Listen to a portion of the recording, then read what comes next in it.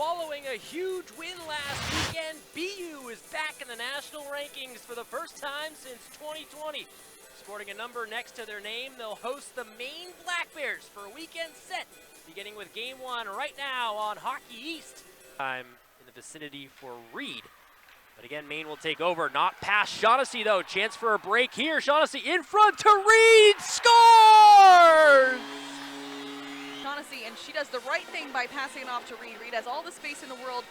She's also like right-handed, so she's got all that openness, and Lottanen does a great job. She gets to that first save and she hits it with her pad, but she leaves it right out for Reed, and Reed as well. But BU's done a spectacular job of keeping the puck in their offensive zone early.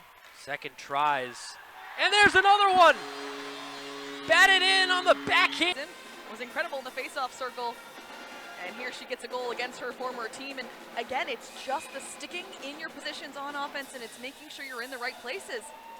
The puck to the net, doesn't matter what the shot looks like. Nail! Seconds later, can get adjusted to the game, but when you lose that many amazing players, it's very difficult. Consistency hard to find in the power play when you lose that many players, as you said, who would typically be on. Currently, as it stands in the basement, as far as scoring goes in Hockey East, that puck was loose. And Shanahan more comfortable in the game. Lottanen has had that. She has faced so many shots at this point that she's comfortable. She has gotten herself in. We're going to see a look right now. Watch that puck. It just slides right out. Nobody knows where it is. And I didn't even Lily Welke up the wall, and that should do it. Terriers are going to escape their zone, and they're going to win this game.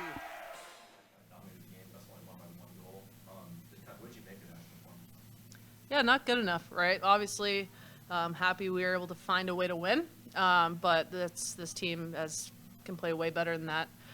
We had a lot of shots, but it sure didn't feel like it. Is kind of the message that we talked about. And how do you good offense is hard work, and how do you create better quality offense that's goalie proof, that sets the next line up for success, builds momentum, and doesn't hand the other team opportunities that they didn't deserve.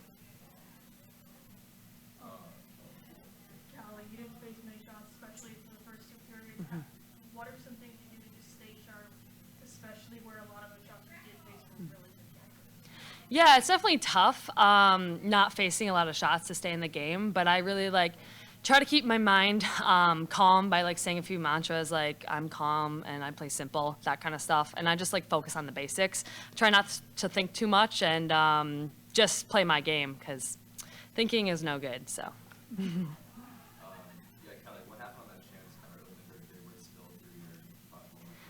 Yeah, I had the puck, and then it kind of squeaked through, and it was kind of a scramble, so I didn't really know what it was, but thank God that, I don't remember who that was, but one of the D was there to clear it out.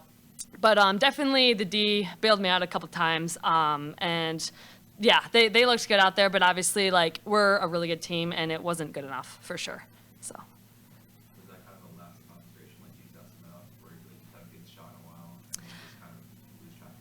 No, I mean, I was dialed the entire game. I think just sometimes, weird bounces happen, and it just kind of bounced weird off me, so.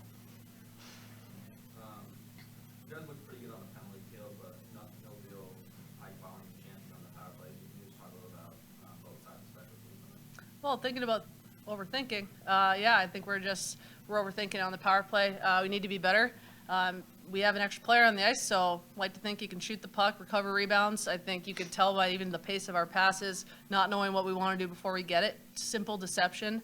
You could tell that we were just kind of overthinking the looks, and I think if we simplify it and use the skill that we have, we should be able to bury those. But yeah, the PK once again today did its job for us, so happy with that. Yeah, sorry, you mentioned about wanting to get better at rebounds and the recall, and both your goals were rebounds. Just talk about, I think that was kind of a step forward for your team in that regard, or you still want to get better in that area? For sure, but I think the ones that are sitting there that could go in, that still aren't going in, are frustrating, but obviously always happy with the rebound goal, and it's happy that we got 2 of those today. You guys won over 8% of the face-off today. Is that a point of emphasis, or what do you expect? Yeah, it has. It's actually shout out to Coach Brett. He really has been running the Centers Club, and obviously with the new rule, like everyone's got to be ready to take face-offs. So shout out to all of our centers. It's something that we emphasize, and every face-off's a chance for possession. So I think it definitely played a role today, especially late in the stretch. Kelly, you're part of the leadership group. You said it wasn't good enough today. How are you going to kind of get your team to play more to the standard tomorrow? Yeah, I think we're just kind of going to reset tonight, and we're going to go in tomorrow just kind of going back to our standards and back to our basics, because we hammer these habits constantly and we know what to do, and I think it's just kind of putting these things into practice and like knowing that we have to execute them and we have to like raise our standard because we are professionals. So just putting that into play tomorrow. Tara, what are some specific things you want to see improve tomorrow? Yeah, doing what we do well. I think it just seemed like there was points of the night where we thought it was going to feel easier than it did, and taking pride in every battle, every zone of the ice, supporting the puck, like I mentioned earlier, realizing good offense is hard work and being willing to sacrifice and hold on to it and set the next line up and not just settle for wristers on net that end in whistles or plays like that. So like Callie said, the group's going to look at the standards and just keep reemphasizing what we want to celebrate. At the end of the day, if we hit the benchmarks we have for our group, then we should have success. Even though you said it wasn't maybe up to the standard, you guys were still able to come out with a win. So I guess for both of you, what does that kind of tell you about? We have an extremely talented team. I know that. We definitely can be national champions, and I totally believe that from the bottom of my heart. I think that we are so capable of going so far, and we just kind of have to have that belief in ourselves and not take any opponent lightly. So. Yeah, for sure. We're a good hockey team and find a way to win. Obviously you take that for what it is. But I think it's, realizing that, having the inner confidence individually and as a group, and, be able to be present every weekend, every game that we play, and looking forward to seeing a little bit more professionalism in that tomorrow. Do you think that's a good lesson to be learning so early in the season, is to not take any opponent lightly? Even though there's much bigger, you're going to be facing more opponents like this later. So.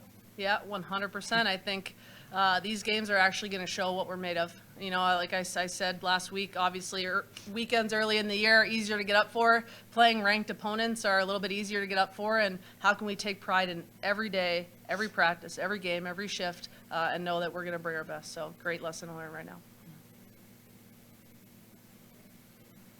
Thanks, guys. Thank you.